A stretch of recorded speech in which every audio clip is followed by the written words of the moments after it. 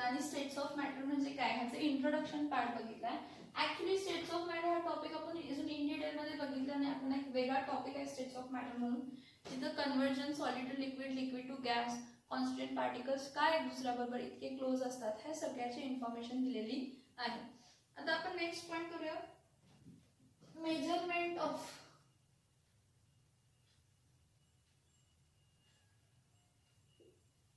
Properties.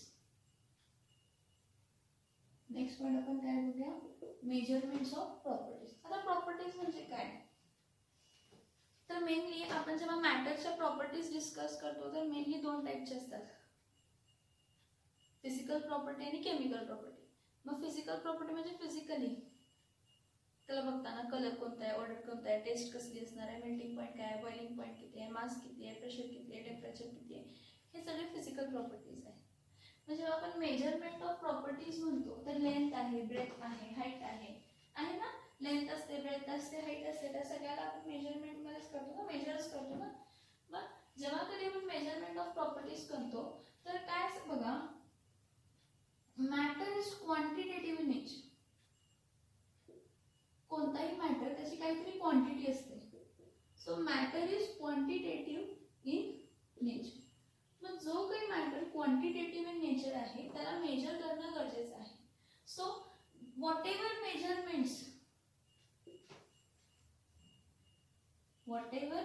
measurements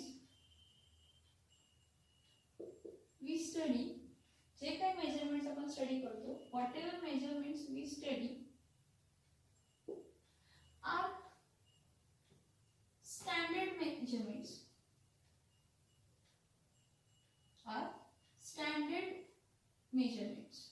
Whatever measurements आपण study करतो ते कसे आहेत, स्टँडर्ड मेजरमेंट्स आहेत. म्हणजे त्याला एक काहीतरी रेफरन्स कन्सिडर करून फाइंड केलेला आहे, काहीतरी एक रेफरन्स कन्सिडर करून तो मेजरमेंट काय केलेली आहे तर फाइंड केलेले आहे. आणि जे काही स्टँडर्ड मेजरमेंट्स असतात ते चेंज होत नसतात. स्टँडर्ड जे काही मेजरमेंट्स असतात, standard measurements are reproducible and unchanging. Reproducible and unchanging. Unchanging म्हणजे चेंज होत नाही. Reproducible and what unchanging. लक्षात येते का बघा, मॅटर हे कसं नेचर मध्ये आहे, matter is quantitative in nature. कोणताही मॅटर त्याचा मोजमाप, क्वांटिटी काहीतरी आहे, मग त्या क्वांटिटीचं मोजमाप करणं म्हणजे मेजरमेंट्स. आणि जे काही मेजरमेंट्स आहेत ते एक स्टँडर्ड आपण त्याला डिफाइन करतो, रेफरन्स कन्सिडर करून. एखादा मास आहे त्याचा रेफरन्स कन्सिडर करून, एखादा व्हॉल्यूम आहे त्याचा रेफरन्स कन्सिडर करून, कसले पण काही पण वस्तू असू दे त्याला एक रेफरन्स कन्सिडर करून त्याची स्टँडर्ड मेजरमेंट काय केलेली आहे तर डिसाईड केलेली आहे. आणि हे जे स्टँडर्ड मेजरमेंट्स असतात हे रिप्रोड्युसिबल असतात. म्हणजे परत परत तीच स्टँडर्ड रेफरन्स काय असेल ते फाइंड करू शकतो आपण. आणि अनचेंजिंग म्हणजे ते with respect to time, with respect to anything change होत नाही. विथ रिस्पेक्ट टू टाइम और with respect to anything change होत नाही. बघा मी काय सांगते हे लक्षात येते का बघा, माझा पॉइंट मी काय सांगते बघा, की आपला मॅटर हा क्वांटिटेटिव्ह इन नेचर असतो. मग जे प्रॉपर्टीज आपण स्टडी करणार आहे ते पण क्वांटिटेटिव्ह नेचर मध्ये असणार आहे. जे काय आपण प्रॉपर्टी स्टडी करणार त्या मॅटरचे ते पण काय असणार आहेत, क्वांटिटेटिव्ह नेचर मध्ये असणार आहे.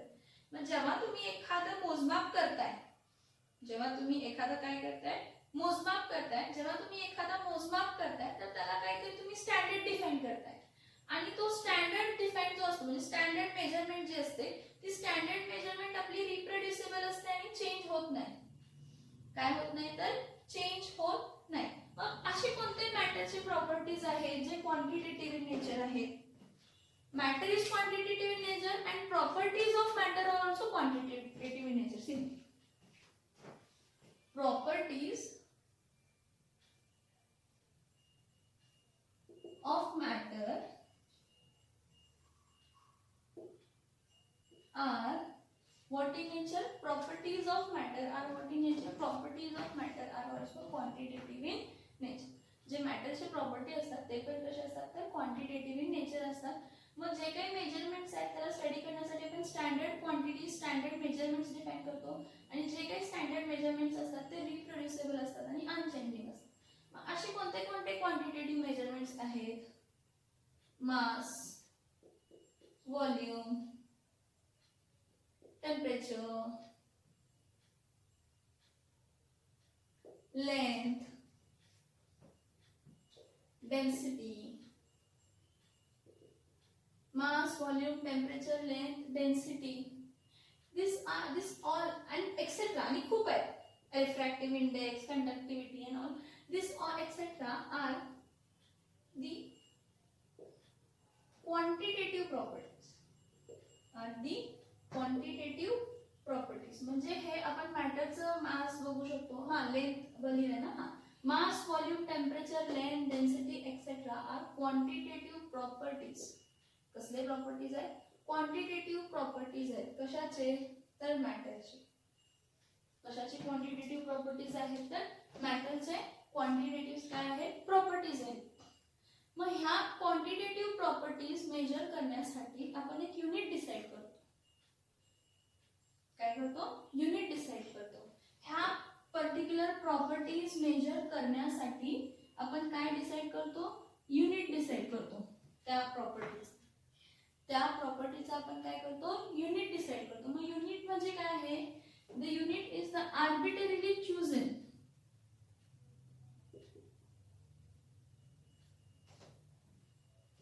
सगळ्यांनी मिळून चूज केले and universally accepted.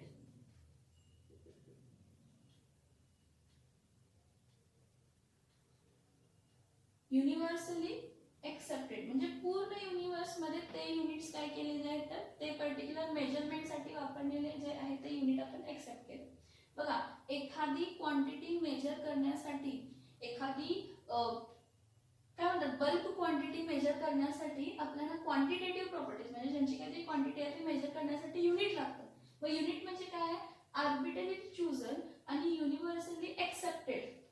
Arbitrary chosen आणि युनिव्हर्सली एक्सेप्टेड जो पर्टिक्युलर जो काही पर्टिक्युलरली कॉन्स्टंट आहे त्याला आपण काय म्हणतो? तर युनिट म्हणतो. मग कोण आहे? मग units. There are different systems. There are different systems for measuring the units of the quantitative properties of the what? Quantitative properties. बघा मी काय सांगते की जे काही युनिट आपण चूज केले म्हणजे जे काही आपण मेजरमेंट साठी जो काही युनिट देणार आहे तो आर्बिट्ररी चूजन असणार आणि युनिव्हर्स मध्ये तो एक्सेप्टेबल असणार आहे. मग हा जो युनिट आहे ह्याला डिफरंट सिस्टीम आहे. म्हणजे एकच आपण जे फॉर एक्झाम्पल मास आहे, मासला केजी मध्ये पण मेजर करतो, ग्रॅम मध्ये पण मेजर करतो, पाउंड मध्ये पण मेजर करतो. लेंथ आहे, लेंथला मीटर मध्ये पण मेजर करतो, सेंटीमीटर मध्ये पण मेजर करतो, किलोमीटर्स मध्ये पण मेजर करतो, माइल्स मध्ये पण मेजर करतो. टाइम आहे, सेकंड मध्ये पण मेजर करतो, आवर मध्ये पण मेजर करतो, मिनिट मध्ये पण मेजर करतो, डे मध्ये पण मेजर करतो, वीक्स मध्ये पण मेजर करतो, मंथ्स मध्ये पण मेजर करतो आणि इयर्स मध्ये पण मेजर करतो. So there are different system. खूप सारे वेगवेगळे सिस्टीम्स आहेत काय करण्यासाठी? युनिट्स मेजर करण्यासाठी. सॉरी, क्वांटिटी मेजर करण्यासाठी. There are different systems of unit for there are different system for measuring the units of quantitative property. Sorry, एकच मिनिट, ग्रामॅटिकली हा रॉंग आहे. एकच minute. There are different systems of unit. खूप सारे systems आहेत. There are different system of units for measuring the quantitative properties. Quantitative properties measure करण्यासाठी खूप सारे सिस्टीम्स आहेत.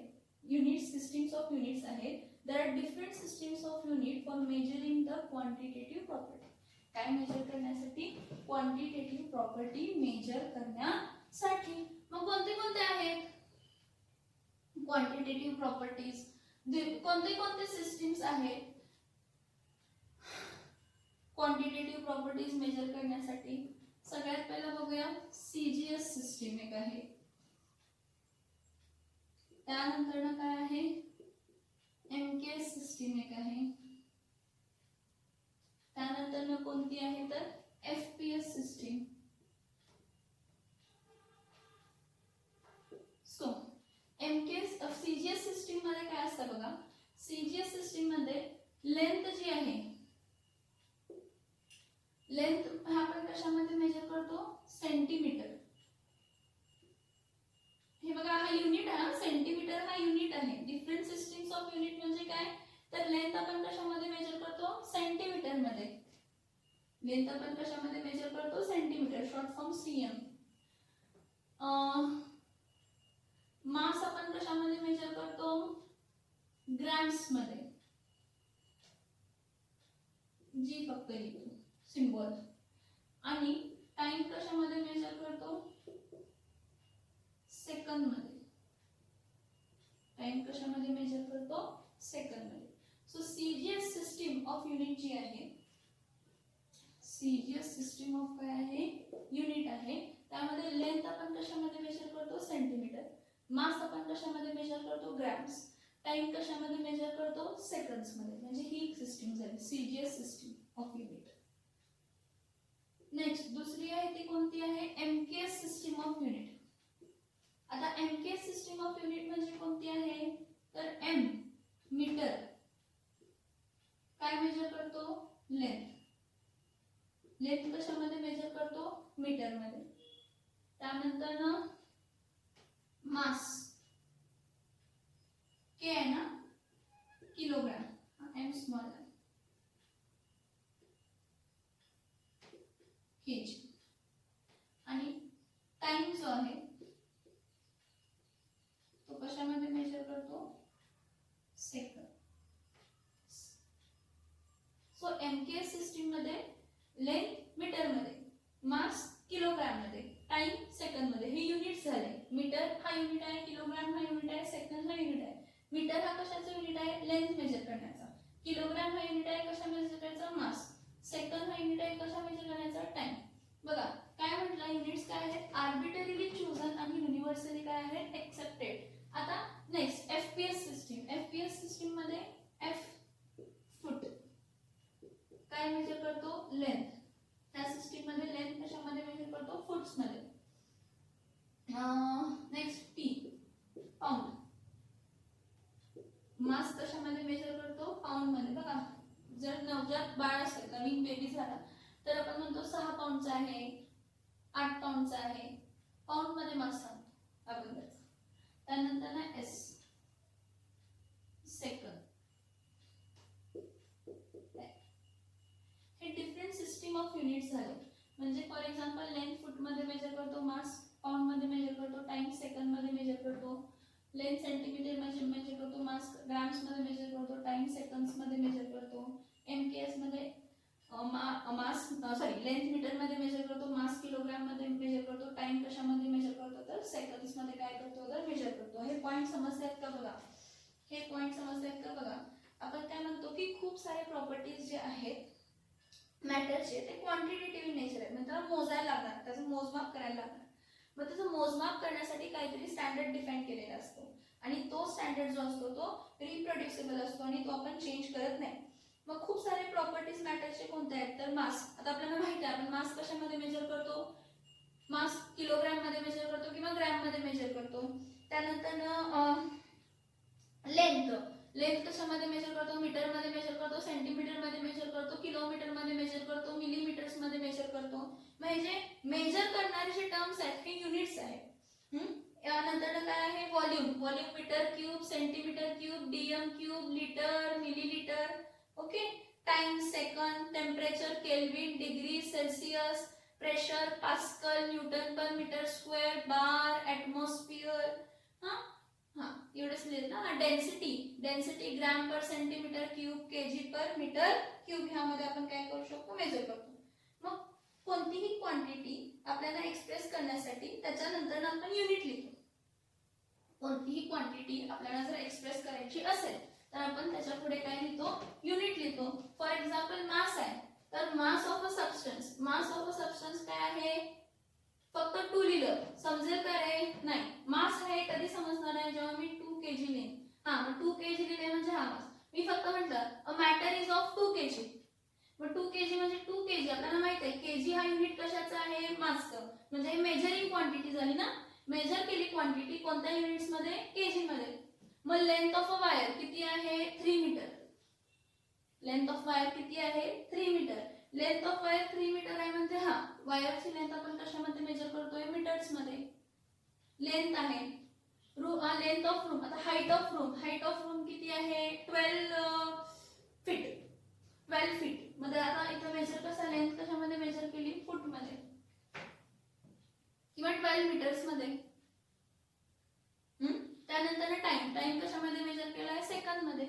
टाइम कशामध्ये मेजर केलेला आहे, तर सेकंद मध्ये काय केलेलं आहे, मेजर केलेलं आहे. सो बघा इथं की आपण जेव्हा कधीही मेजर करतो तर जे काही मेजरिंग क्वांटिटी आहे, लाईक मास मी 2 फक्त लिहिलं समजणार, 2 kg लिहिलं समजणार की तो 2 kg हा आपण मास मेजर करतोय. मी 2 मीटर लिहिलं तर समजणार की मी लेंथ मेजर करते. मी 2 सेकंद लिहिलं तर मला समजणार की मी टाइम मेजर करते. मग जो काही पर्टिक्युलरली मॅग्निट्यूड आहे, त्या मॅग्निट्यूडच्या पुढे जो आपण लिहितो तो त्याचा युनिट असतो. मग हे जे काही युनिट्स असतात हे आर्बिट्ररीली काय असतात, चूजन असतात, आणि युनिव्हर्सली काय असतात, एक्सेप्टेड असतात, आणि त्याला आपण काय म्हणतो तर युनिट्स म्हणतो. Units are arbitrarily chosen and universally accepted.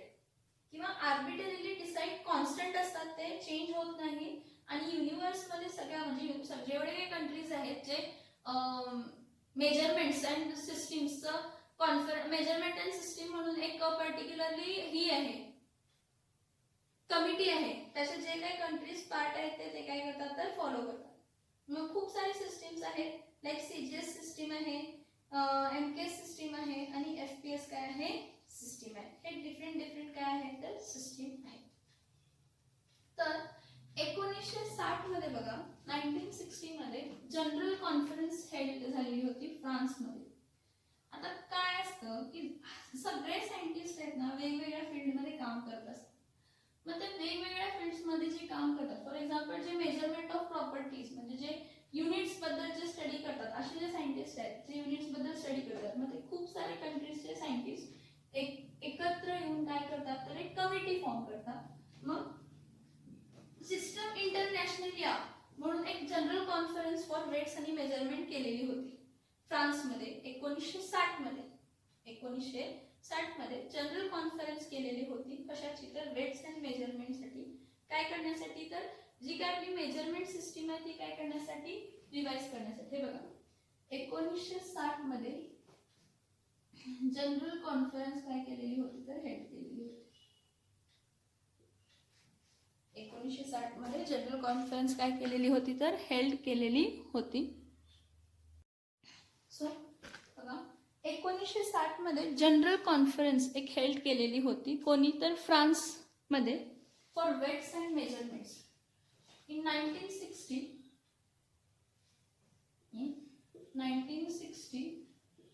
General conference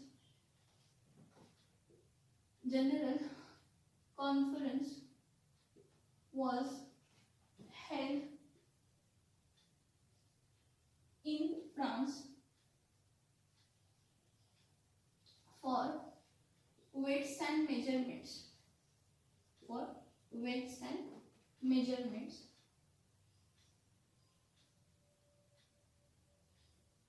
आता इथं झालं काय ह्या कॉन्फरन्स मध्ये, मी काय म्हटलं की थोडे सायंटिस्ट आहेत किंवा थोडे लोक आहेत जे फक्त मेजरमेंट्स बद्दल स्टडी करतात.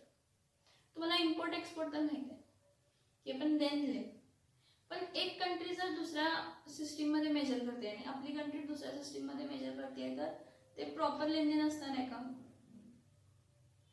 तो मला पाऊंड्सची किंमत सांगतोय, मी त्याला केजीची किंमत सांगते. तो मला पाऊंड्स मध्ये देतोय, मी त्याला केजीज मध्ये देते.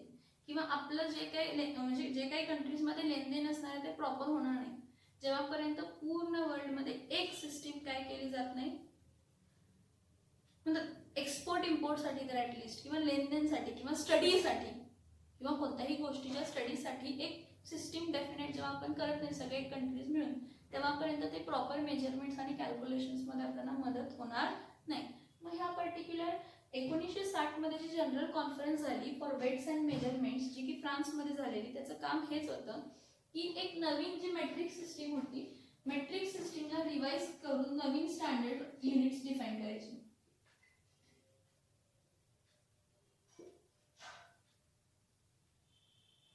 मेट्रिक सिस्टीम काय करायची, रिवाइज म्हणजे नवीन रिवाइड करून रिवाइज करायची. And new system of units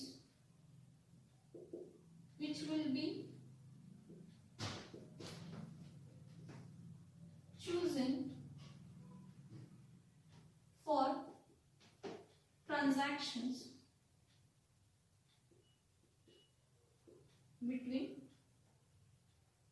all countries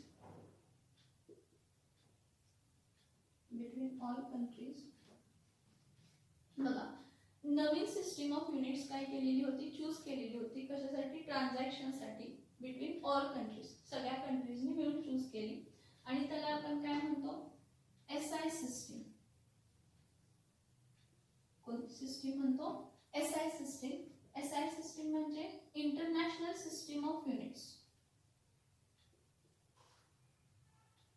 SI system म्हणजे इंटरनॅशनल सिस्टीम ऑफ युनिट्स. तर फ्रान्स लँग्वेज मध्ये बघा, फ्रेंच मध्ये आपण सिस्टीम इंटरनॅशनली असं म्हणतो. System internationally.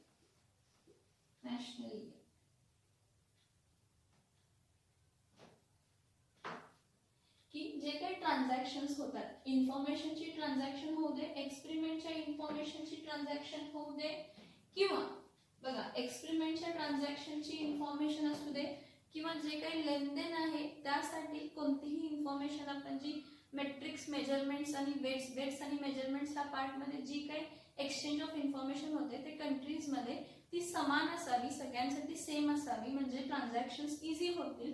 त्यासाठी काय केली, एक नवीन सिस्टीम म्हणजे रिवाइज केली. जुनी सिस्टीम मध्ये रिव्हिजन केलं म्हणजे थोडे चेंजेस केले आणि नवीन एक सिस्टीम एसआय सिस्टीम म्हणून काय केली, फाईन केली. एसआय सिस्टीम म्हणजे international system of units. French language मध्ये त्याला म्हणतात सिस्टीम इंटरनॅशनल. मग त्याप्रमाणे जर आपण बघितलं तर एसआय युनिट्स प्रमाणे, तर अकॉर्डिंग टू एसआय युनिट जो आपले बेसिक 7 फंडामेंटल क्वांटिटीज आहेत, आपले बेसिक काय आहेत, 7 फंडामेंटल क्वांटिटीज आहेत. तर 7 फंडामेंटल क्वांटिटीज साठी काय केलं तर स्टँडर्ड डिफाइन केलं. 7 फंडामेंटल क्वांटिटीज साठी काय डिफाइन केलं तर स्टँडर्ड युनिट्स काय केले, डिफाइन केले. आता बघा आपण एसआय सिस्टीम इंट्रोड्यूस केली. आपण म्हणजे 1960 च्या जनरल कॉन्फरन्स मध्ये एसआय सिस्टीम इंट्रोड्यूस केली. आणि त्या एसआय सिस्टीम मध्ये जे 7 फंडामेंटल युनिट्स आहेत, 7 फंडामेंटल काय आहेत, युनिट्स आहेत. त्या 7 फंडामेंटल्स युनिट्स साठी 7 फंडामेंटल्स युनिट्स जे आहेत त्या 7 फंडामेंटल युनिट्स साठी 7 फंडामेंटल क्वांटिटीज साठी आपण युनिट डिसाइड केली.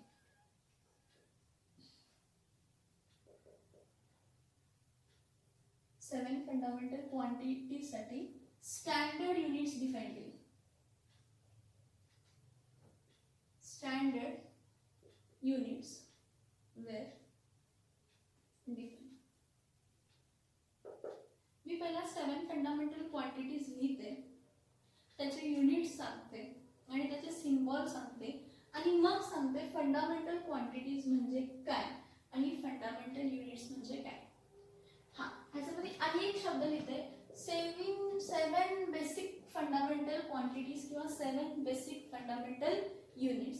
बघा 1960 मध्ये जी जनरल कॉन्फरन्स झाली फ्रान्समध्ये वेट्स अँड मेजरमेंट साठी, त्यामध्ये जे जुने मेट्रिक सिस्टीम्स होते ते रिवाइज केले, त्यामध्ये थोडे चेंजेस केले आणि नवीन सिस्टीम इंट्रोड्यूस केली, जी की पूर्ण वर्ल्ड मध्ये जे काही कंट्रीज त्या पर्टिक्युलर कॉन्फरन्सचे पार्ट होते त्यांनी त्याला काय दिली, मान्यता दिली. का तर जे काही ट्रान्झॅक्शन्स आहेत, मग ती सायंटिफिक ट्रान्झॅक्शन्स असू देत किंवा कोणत्याही इम्पोर्ट एक्सपोर्ट मध्ये जी काही आपल्याला इन्फॉर्मेशन लागणार आहे, तर सगळ्या countries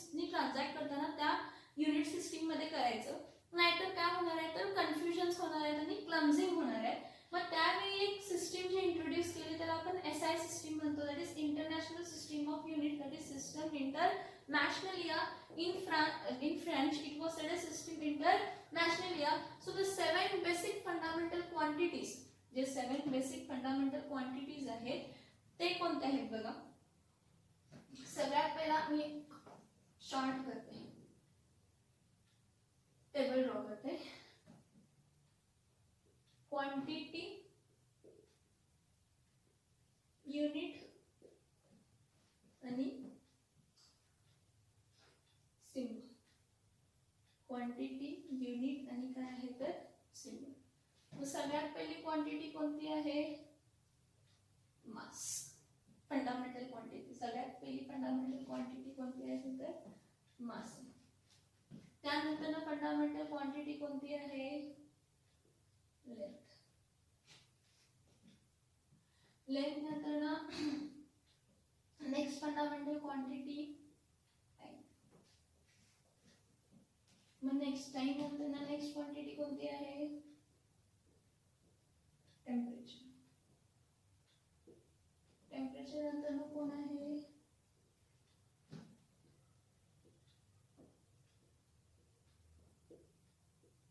amount of substance. Next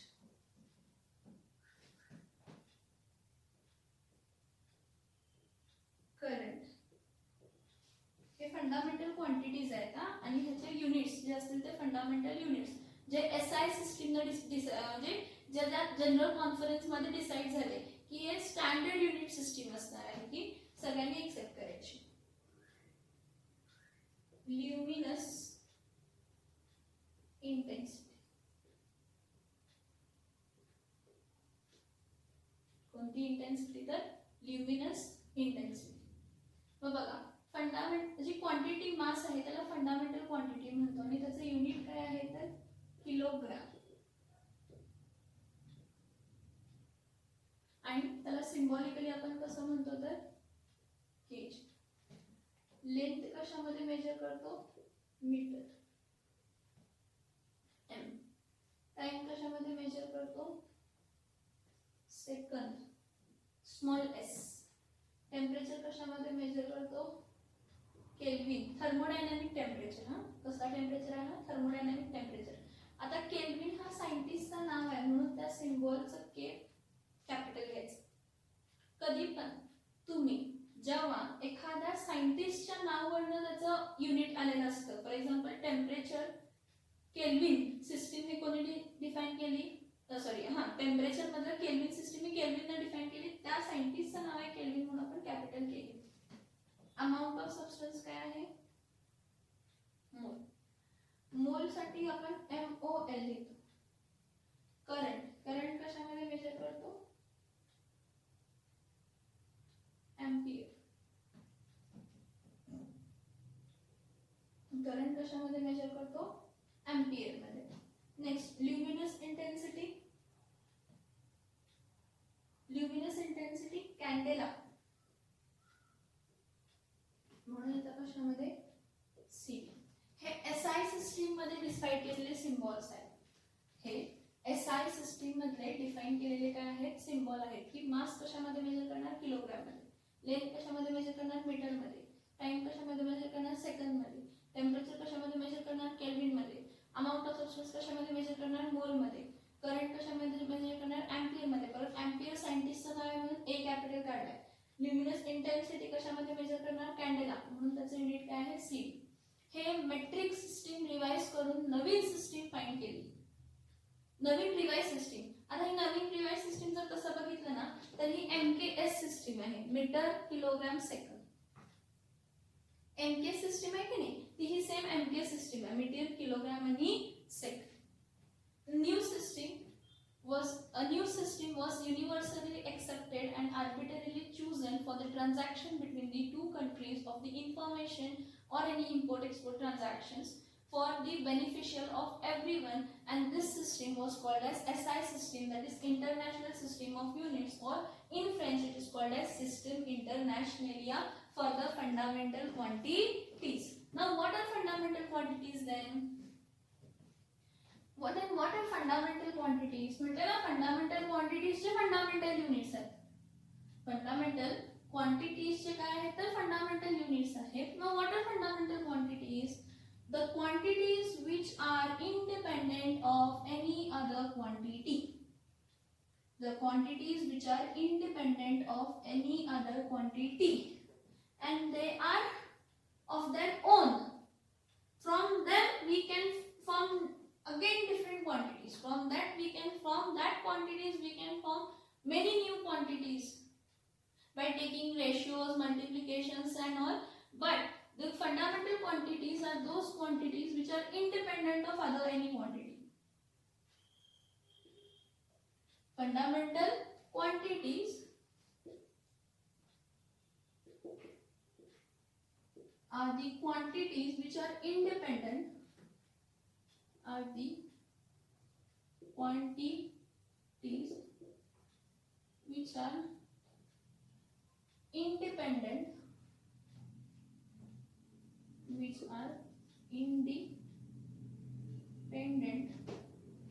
of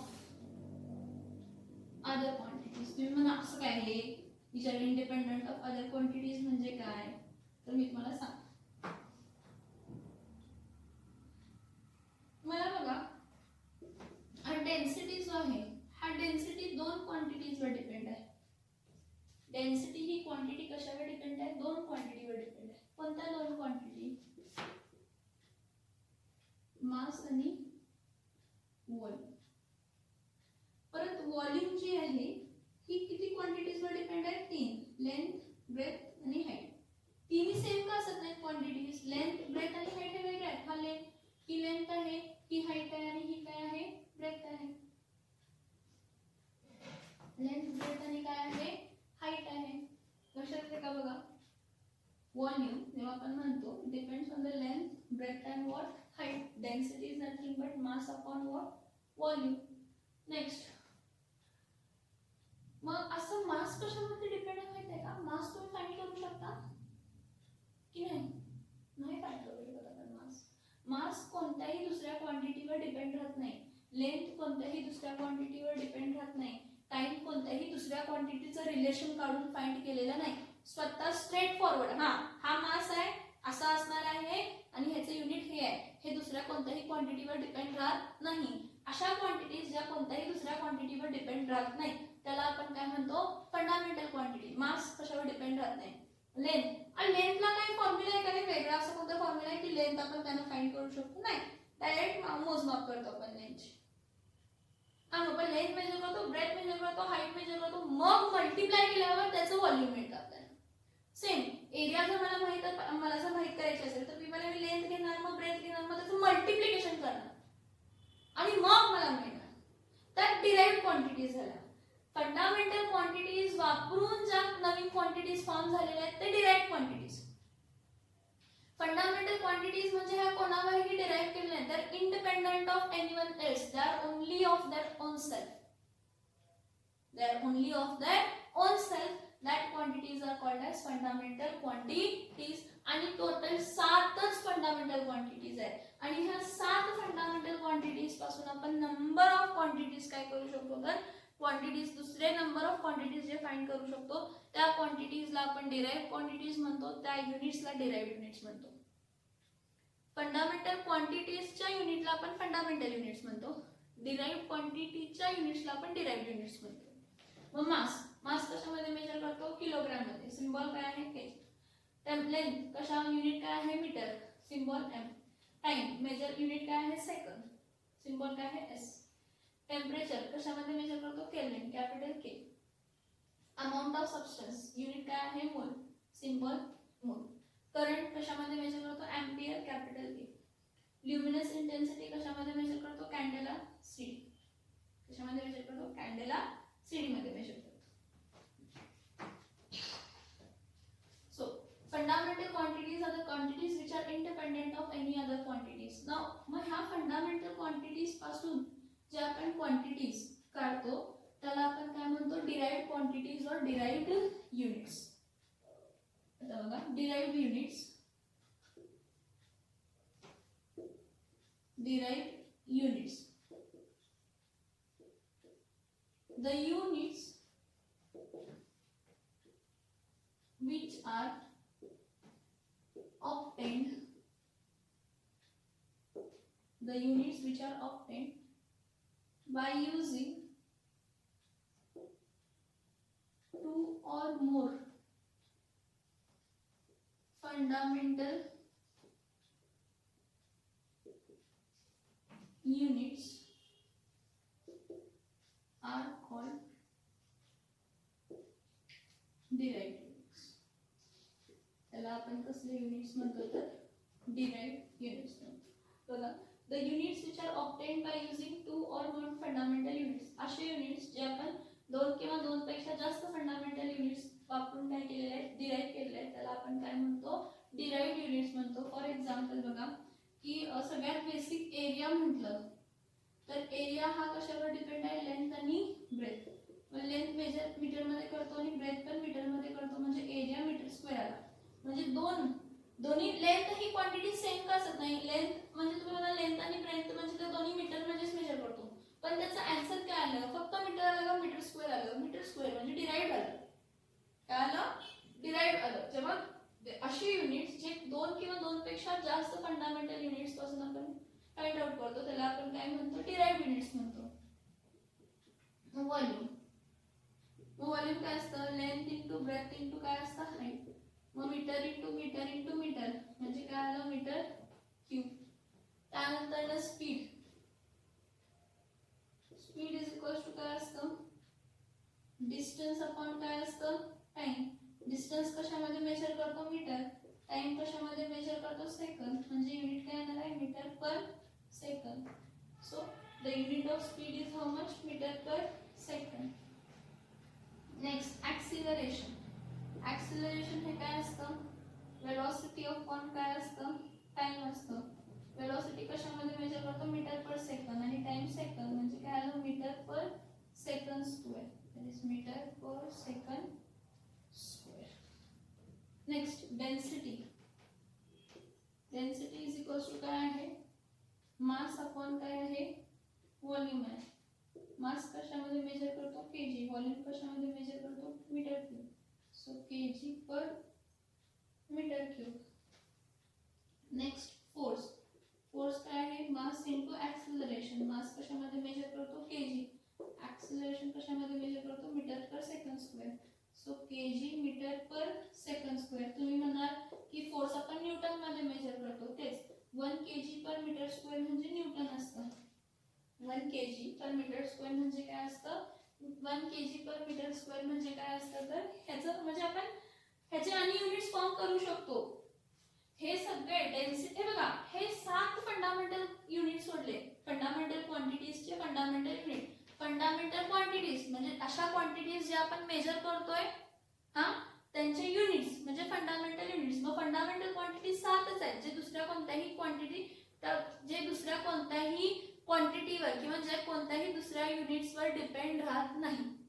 अशी किती क्वांटिटीज आहेत, तर 7 क्वांटिटीज आहेत. त्या 7 क्वांटिटीजचे युनिट आहे, त्या 7 क्वांटिटीजचा सिंबल आहे. मग हे जे 7 क्वांटिटीज आहेत, ह्या 7 क्वांटिटीज यूज करून आपण जेवढे काही युनिट्स फाइंड करतो, फोर्स असू दे, प्रेशर असू दे, स्पीड असू दे, ऍक्सेलरेशन असू दे, डेन्सिटी असू दे, व्हॉल्यूम असू दे, वर्क असू दे, एनर्जी असू दे, पॉवर असू दे, जे काय हे सगळे डिराइव्ड युनिट्स आहेत, which depends on the fundamental units. हा पॉइंट समजला का बघा, काय म्हटलं 1960 मध्ये जी जनरल कॉन्फरन्स झालेली वेट्सची आणि मेजरमेंट्सची, त्यामध्ये आपण जे सिस्टीम्स होते त्या सिस्टीम्सला रिवाइज केलं आणि नवीन सिस्टीम फाइंड केली म्हणजे प्लेस केली. कोणती, इंटरनॅशनल सिस्टीम ऑफ युनिट्स, त्याला फ्रेंच मध्ये म्हणतो सिस्टीम इंटरनॅशनलिया. त्यालाच आपण ॲब्रिव्हिएट कसं करतो, एसआय युनिट्स. त्याला आपण काय ॲब्रिव्हिएट करतो, एसआय युनिट. म्हणजे ही मॅट्रिक सिस्टीम होती, ही फ्रान्स मध्ये झालेली होती आणि हे चांगलं होतं दुसऱ्या कंट्रीज बरोबर काय करण्यासाठी, तर लेनदेन करण्यासाठी. मग ऍक्च्युअली तसे बघितलं तर फंडामेंटल क्वांटिटीज म्हणजे काय, असे क्वांटिटीज जे कोणत्याही दुसऱ्या क्वांटिटीवर डिपेंड राहत नाहीत. व फंडामेंटल क्वांटिटीज किती आहेत, 7. कोणते कोणते 7 फंडामेंटल क्वांटिटीज असतील तर बघा लिहिलंय मी तुम्हाला. 7 फंडामेंटल क्वांटिटीज कोण आहेत, mass, length, time, temperature, amount of substance, current आणि कोण आहे तर ल्युमिनस इंटेन्सिटी. हे काय आहे, हे आपलं फंडामेंटल युनिट्स आहेत. मग असे फंडामेंटल क्वांटिटीज आहेत म्हणजे ह्याचे युनिट्स दुसऱ्या कोणत्याही युनिट्सवर डिपेंड राहत नाहीत, इंडिपेंडेंट ऑफ अदर युनिट्स आहेत. मग त्यावर डिपेंड राहणारे जे युनिट्स असतात, त्यावर डिपेंड राहणारे जे युनिट्स असतात त्याला आपण काय म्हणतो, त्यावर डिपेंड राहणारे युनिट्स जे असतात त्याला आपण काय म्हणतो तर डिराइव्ड युनिट्स. त्याला आपण काय म्हणतो तर डिराइव्ड युनिट्स. हा पॉइंट समजला का सांगा. मेजरमेंट ऑफ प्रॉपर्टीज, हा पॉइंट समजला का सांगा. मेजरमेंट ऑफ काय आहे तर मेजरमेंट ऑफ प्रॉपर्टीज, हा पॉइंट समजला का सांगा. डिराइव्ड युनिट्स म्हणजे असे युनिट्स जे कशावरती डिपेंड असतात, डिराइव्ड युनिट्स म्हणजे असे युनिट्स जे आपल्या पर्टिक्युलरली फंडामेंटल युनिट्सवरती डिपेंड असतात. Like area, volume, acceleration, speed, density, force, this and that etcetera. समजतंय का बघा इथंपर्यंत, समजते का बघा इथंपर्यंत. नेक्स्ट पॉइंट बघा ह्यातला नेक्स्ट पॉइंट बघा, फिजिकल प्रॉपर्टीज. फिजिकल प्रॉपर्टीज अशा प्रॉपर्टीज ज्याचं केमिकल कंपोजिशन चेंज होत नाही. Physical properties are those properties of matter due to which their physical properties are those properties of matter due to which their what doesn't changes, due to which their what doesn't changes, tell me. Due to which their chemical composition does not changes. त्यांचं chemical composition काय होत नाही तर change होत नाही. त्याचं chemical composition काय होत नाही तर चेंज होत नाही. मेजरमेंट ऑफ प्रॉपर्टीज बघितल्यानंतर आता काय बघूया, फिजिकल प्रॉपर्टीज. फिजिकल प्रॉपर्टीज मधला पहिला पॉइंट बघा, मास. Mass is a physical property, inherent property of any substance, any matter. कोणताही मॅटरचा आपण मास हा कायम मेजरच करत असतो. Then what is mass? Mass is an inherent property. मास ही कसली आहे, इनहेरेंट प्रॉपर्टी आहे. काय असतं की एखादा ऑब्जेक्ट आहे, एखादा ऑब्जेक्ट जर हा रेस्ट पोझिशनला आहे तर त्याला मोशन मध्ये जाण्यासाठी मला फोर्स लावायला लागणार. हा जर रेस्ट पोझिशनला आहे त्याला मोशन मध्ये जाण्यासाठी मला फोर्स लावायला लागणार. आणि एकदा तो मोशन मध्ये असेल, आता जर मोशन मध्ये आहे, हा मोशन मध्ये आहे, त्याला थांबवायसाठी पण मला फोर्स लागणार आहे. The inherent property of an object, the inherent property of an object to resist the change of its state. मग ते resist change of state मग तो मोशन मध्ये असू दे किंवा रेस्ट मध्ये असू, कोणती जी त्याची स्टेट आहे. मग इथे सॉलिड लिक्विड स्टेट नाही, एकतर तो मोशन मध्ये असतो एखादा ऑब्जेक्ट किंवा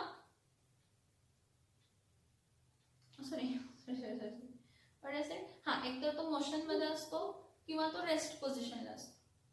मग तो मोशन मध्ये एखादा ऑब्जेक्ट आहे त्याला थांबवण्यासाठी फोर्स लागणार आहे, किंवा रेस्टला एखादा ऑब्जेक्ट आहे त्याला थांबवण्यासाठी काय, त्याला मोशन रेस्ट मध्ये जाय त्याला ढकलणं म्हणजे मोशन मध्ये आणण्यासाठी काहीतरी फोर्स लागणार आहे, आणि मोशन मधल्या रेस्ट मध्ये आणण्यासाठी काय लागणार आहे तर त्याला काहीतरी फोर्स लागणार आहे. मग जी काही इनहेरेंट प्रॉपर्टी आहे objective, to remain in the state of a rest or remain in the state of motion is called as inertia of an object. काय आहे, inertia of an object. An inherent property of an object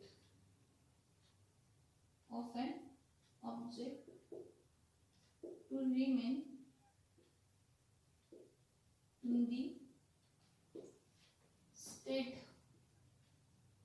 of rest or to remain in the state of motion. काय म्हटलं बघा, एखाद्या ऑब्जेक्टची inherent property काय, तर एक तर स्टेट ऑफ रेस्ट मध्ये राहण्यासाठी किंवा स्टेट ऑफ मोशन मध्ये राहण्यासाठी ही जी प्रॉपर्टी असते त्या प्रॉपर्टीला आपण काय म्हणतो तर मास, म्हणजे त्या प्रॉपर्टीला मास नाही म्हणत, त्या प्रॉपर्टीला इनर्शिया ऑफ एन ऑब्जेक्ट म्हणतात. The inherent property of an object to remain in a state of rest or remain in a state of motion until and unless an external force is applied is called inertia of object. is called as an inertia of an object. मग या inertia of object वरती depend राहते मास. जर ऑब्जेक्टचा inertia जास्त असेल तर मास जास्त. जेवढं जास्त तो रेजिस्ट करतो रेस्ट टू मोशन मध्ये जाण्यासाठी किंवा मोशन टू रेस्ट मध्ये येण्यासाठी, तेवढं जास्त काय असणार आहे, मास असणार आहे. जेवढी जास्त ऑब्जेक्टची इनर्शिया म्हणजे काय, इनर्शिया म्हणजे काय तर एखादा ऑब्जेक्ट आहे तसा स्टेट मध्येच राहणार आहे. रेस्ट मध्ये असेल तर रेस्ट मध्ये राहणार, मोशन मध्ये असेल तर मोशन मध्ये राहणार. मग ही ऑब्जेक्टची ॲबिलिटी, त्याच्या जी काही स्टेट आहे मोशन मध्ये तर मोशन मध्ये राहण्याची, रेस्ट मध्ये तर रेस्ट मध्ये राहण्याची, आणि जर तुम्ही फोर्स लावला तरी पण तो पटकन चेंज होत नाही, रेजिस्ट करतो तो चेंजला. State of rest to motion मध्ये जाण्यासाठी रेजिस्ट करतो, मोशन टू रेस्ट मध्ये येण्यासाठी काय करतो, रेजिस्ट करतो. मग ही जी प्रॉपर्टी ऑफ एन ऑब्जेक्ट आहे to resist the change in a state of a substance, that is motion to rest, rest to motion.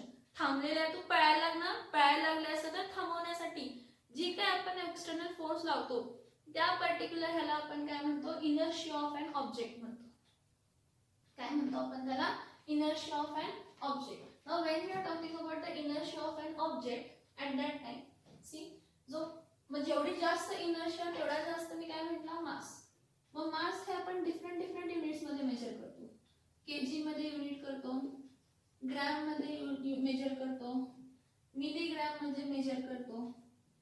मग 1 केजी म्हणजे किती ग्रॅम असतो, 1000 ग्रॅम. 1 ग्रॅम म्हणजे किती मिलीग्रॅम असतो, 100 मिलीग्रॅम. हे युनिट्स. 1 केजी म्हणजे 1000 ग्रॅम, 1 ग्रॅम म्हणजे 100 मिलीग्रॅम. समजते का बघा, मास ही प्रॉपर्टी समजते का बघा. काय म्हटलं बघा की जो काही मॅटर असतो त्याचा आपल्याला मास हे जाणणं गरजेचं आहे, आणि मास ही इनहेरंट प्रॉपर्टी आहे. मग काय तर एखादा बॉडी जर मोशन मध्ये असेल तर तो मोशन मध्येच राहतो, किंवा एखादा बॉडी जर रेस्ट मध्येच आहे, रेस्ट मध्ये असेल तर तो रेस्ट मध्येच राहतो. कधीपर्यंत, जेव्हापर्यंत त्याला आपण एक्सटर्नल काहीतरी फोर्स अप्लाय करत नाही. आणि जरी तुम्ही एक्सटर्नल फोर्स अप्लाय केला, बघा मी काय सांगते, जरी तुम्ही एक्सटर्नल फोर्स अप्लाय केला तर तो ऑब्जेक्ट पटकन रेस्ट मध्ये असेल तर मोशन मध्ये जात नाही, मोशन मध्ये असेल तर पटकन रेस्ट मध्ये जात नाही.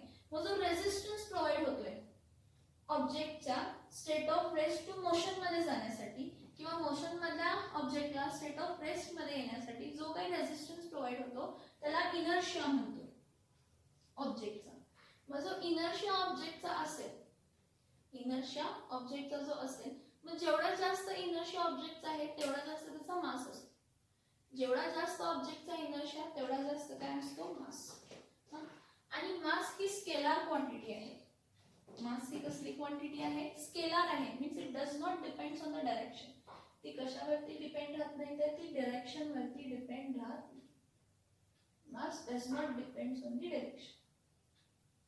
Mass does not depends on the what, direction. आता आणि एक बघा, मासच एक दुसरं पार्ट म्हणजे एखादा मास ऑफ एन ऑब्जेक्ट आहे. हा म्हणजे फॉर एक्झाम्पल आपण आहे किंवा कोणता सबस्टन्स आहे, हा मी जर पेन सोडला तर हा खाली पडणार आहे का, तर इथं कोणती प्रॉपर्टी येते तर मासला रिलेटेड अनेक प्रॉपर्टी म्हणजे weight. Now when we are talking about weight, जेव्हा आपण वेट म्हणतो तर वेट इज इक्वल्स टू काय असतं, mass into acceleration due to gravity असतं. म्हणजे अर्थचं ग्रॅव्हिटी किती त्यावर ऍक्ट होते. अर्थला काहीतरी ग्रॅव्हिटेशनल फोर्स ऑफ अट्रॅक्शन आहे, त्यामुळे तो दर ऑब्जेक्टला स्वतःकडे ओढतोय. म्हणजे वेट आहे ही वेट मास इंटू ग्रॅव्हिटी आहे, एवढं लक्षात ठेवा. वेट ही प्रॉपर्टी जी आहे ही कशी आहे, mass into gravity. Gravity is gravitational acceleration. काय आहे, gravitational acceleration. So see, mass, when we are measuring, we are saying only unit kg, then it is a mass. It is independent of direction. तुम्ही अर्थवर कुठे पण जावा आणि मास घ्या, तो mass same येणार. पण तुम्ही वेट जर म्हटला, अर्थवर घेतला, मूनवर घेतला, सगळ्यावरती चेंज होणार. कारण वेट हा जो आहे, ही जी प्रॉपर्टी आहे, कशावर डिपेंड राहते तर acceleration due to gravity, that is gravitational forces वरती ती डिपेंड राहते.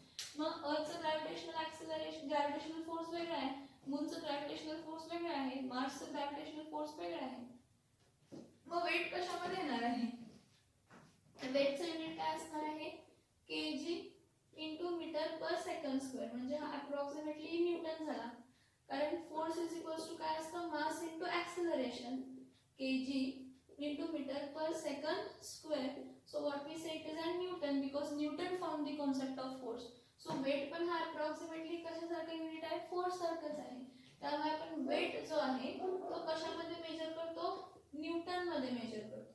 आणि मास जो आहे तो आपण कशामध्ये मेजर करतो, केजीज, ग्रॅम्स आणि मिलीग्रॅम्स मध्ये मेजर करतो. वेट ही वेक्टर क्वांटिटी आहे, कारण जिथं ग्रॅव्हिटी ऍक्ट होते बघा, वेट जी आहे ही वेक्टर क्वांटिटी म्हणतो, कारण इट डिपेंड्स ऑन डायरेक्शन. कारण तर ऍक्सेलरेशन ड्यू टू ग्रॅव्हिटी कुठे ऍक्ट होतीये, खाली. कोणता पण पेन सोडला येते का खाली. आता ह्यावर जे काय ऍक्ट होणार आहे ह्याचा मास ऍज वेल एज मी ग्रॅव्हिटी घेणार, तर मला वेट मिळणार. आणि फक्त ह्याचा मास घेतला इंडिपेंडेंट ऑफ ग्रॅव्हिटी. काय आहे, इंडिपेंडेंट ऑफ काय आहे, ग्रॅव्हिटी आहे. बघा की जे काही प्रॉपर्टी मेजरमेंट आहे क्वांटिटीची of a measure of a quantity of matter of body contains. Mass of the body पूर्ण अर्थवर घ्या, कोणत्याही पार्ट ऑफ अर्थवरती ऑब्जेक्ट जर मासचा ऑब्जेक्ट आहे त्याचा मास घेतला, मास मी म्हणते मास, कोणत्याही ऑब्जेक्टचा मास घेतला पूर्ण अर्थवरती सेम येणार आहे. पण वेट ऑफ ऑब्जेक्ट चेंज होतो, कारण weight depends on gravitational acceleration. म्हणून मी तुम्हाला सांगितले weight, the weight is equals to what, mass into gravity, that is gravitational attraction. कारण वेट ऑफ द बॉडी हा रिझल्ट कशाचा आहे तर मास आणि ग्रॅव्हिटेशनल ऍक्सिलरेशन. मग वेट जो आहे हा अर्थवर चेंज होतो, कारण अर्थ चपटी आहे, इक्वेटरला फुगल्यासारखी आहे आणि पोल्सला चपटी आहे. So weight of a body varies because the gravitational acceleration or gravitational attraction of earth of a body varies with distance from the center of the earth. म्हणून मोस्टली आपण मास, केमिस्ट्री मध्ये आपण जास्त करून मासच वापरतो, वेट वापरत नाही. सो मास ऑफ बॉडी ही फंडामेंटल प्रॉपर्टी आहे considered to weight. SI unit of mass काय असणार आहे, SI unit of mass kilogram आहे, केजी आहे. दुसरी fractional quantity gram, smaller quantities laboratories मध्ये आपण मेजर करतो. मग मी तुम्हाला दाखवलंय 1 केजी म्हणजे 1000 ग्रॅम आणि 1 ग्रॅम म्हणजे 100 मिलीग्रॅम. मायक्रोग्रॅम असतं, नॅनोग्रॅम असतं आणि खूप खूप छोटे छोटे युनिट्स आहेत, ते आपण स्टडी करूया जसं जसं टॉपिक होईल. इथपर्यंत समजलं का बघा. नेक्स्ट पॉईंट नेक्स्ट लेक्चरला डिस्कस करूया. फिजिकल प्रॉपर्टी मधला पहिला पॉईंट आपण कोणता बघितलाय, मास. अजून आहे लेंथ, व्हॉल्यूम, टेम्परेचर. आता फिजिकल प्रॉपर्टी म्हणजे काय, फंडामेंटल प्रॉपर्टीज नाही. फिजिकल प्रॉपर्टीज म्हणजे सगळ्या प्रॉपर्टीज, जे काही फिजिकल प्रॉपर्टीज आहेत ते सगळ्या प्रॉपर्टीज आपण बघायच्या आहेत, जेवढे आपल्या टेक्स्टबुक मध्ये दिलेले आहेत आपल्याला स्टडी करण्यासाठी.